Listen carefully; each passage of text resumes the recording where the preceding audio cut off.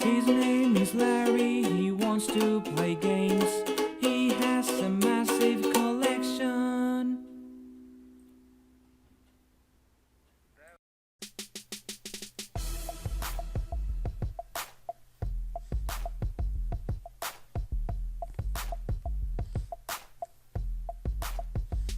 Here we go, the PlayStation 1, the PlayStation 1, the PlayStation 1 dominated the whole market, the PlayStation 1, the PlayStation 1, the PlayStation 1 dominated the whole market. You got to understand, the PlayStation 1 is far better than the Saturn. It has more games, a decent controller, and a popular reception among critics. Peace out, players.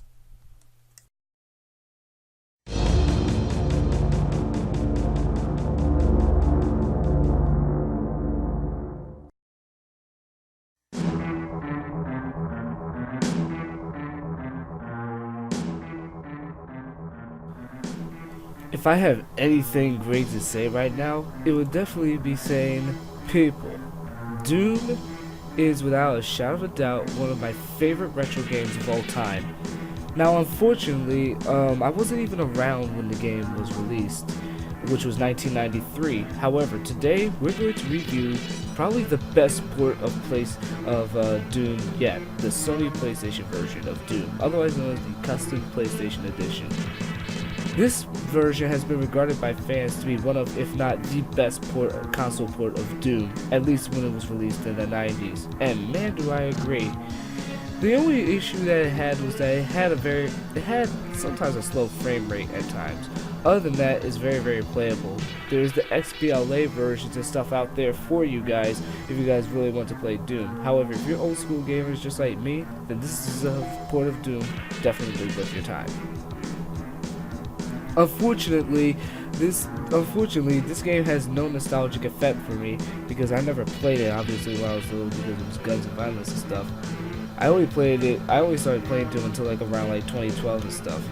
But does that mean that I can't like this game?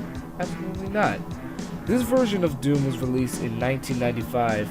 Actually it was released 2 months after the PlayStation was launched.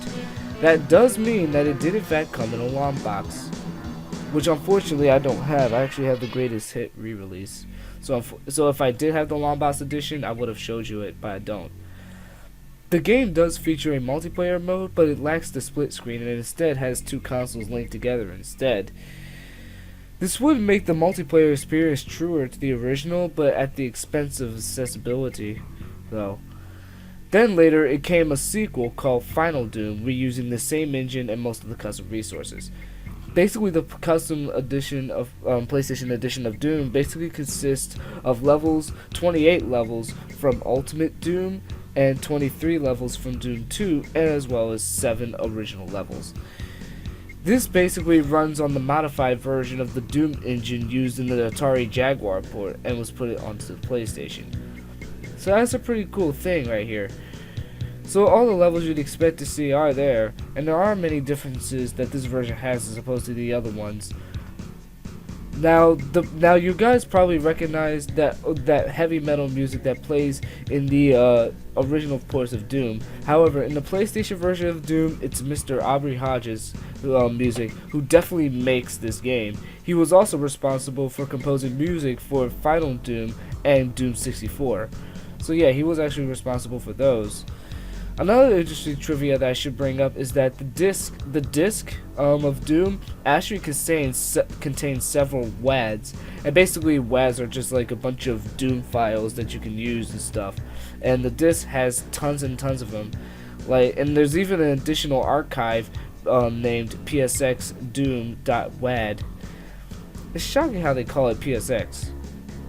Whatever. I'm not gonna complain. Anywho, now PlayStation Doom does have a lot of other differences that were from the that weren't seen in the original PC version. First off, all of the gameplay, the texture, and the map changes from the Atari Jaguar version, but they did retain the original Doom maps, but they were less significant changes that were made the Flash consumed in Doom 2 maps. However, some of the larger maps were cut from the game. I don't know why though. And also, many animations from the game had frames cut, so that would make them choppier, which, like I said, would explain the slow frame rate. One great example is when a rocket is being fired. And some of the new maps also feature new animated flying sky, and the screen resolution has been changed from 320 x 200 to 256 and 240, and then which is stretched to roughly, I'd say, at least 293 x 240 via NTSC rasterization. It has a different status bar, obviously. There's no nightmare skill level. All the weapon sprites have been reduced in size. Well, the Super Shotgun suffered in particular and was redrawn for the American and European versions of Final Doom, giving it a sleeker appearance. It has different cheat codes. Passwords are used for loading, while they store numbers as map level, skill level, health, armor, and ammo, and the number of the letters 3 tend to be rounded. And there's no memory card usage. That's probably the only detriment to the game, is that there's no memory card saves, which is a real bummer. But whatever, the passwords works okay. You just gotta have a paper and a pencil to write it down or something.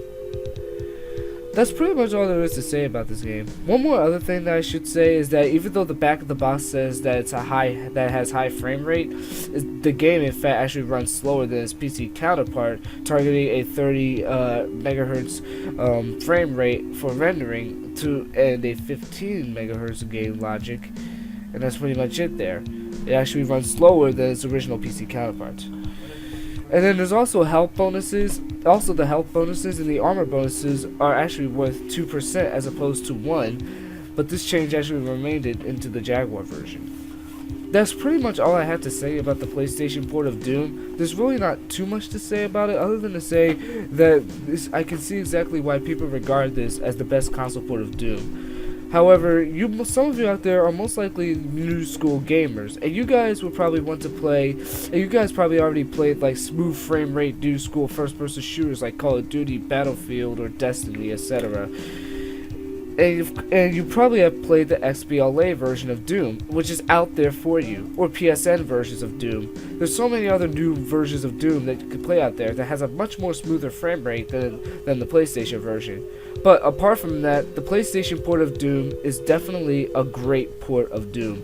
It's actually the most frequent PlayStation 1 game that I play out of all of them.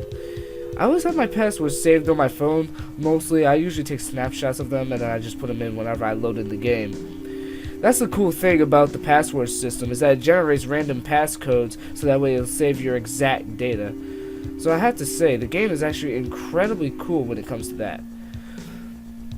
That's all I have to say about the PlayStation 1 port of Doom. If you guys want to buy this port of Doom for your PlayStation 1 or for any other PlayStation like the 2 or 3 that you have, if you guys really are curious to see how this one is, I highly suggest going to the into the description below so that way you guys can purchase the game.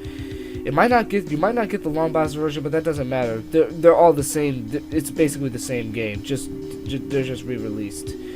It's just the same game. Nothing is different. It's just that the long box is cool because you actually have the rare long box stuff that came for the PlayStation that had games marketed in long boxes before they just became simpler, smaller jewel cases. Anyways, as usual, I'm off topic. That's all I have to say for now, guys. If you guys did in fact enjoy this short review, be sure to subscribe for more videos from the Shizzle Network. And until then, peace out and deuces beyond the even nerds. Sorry.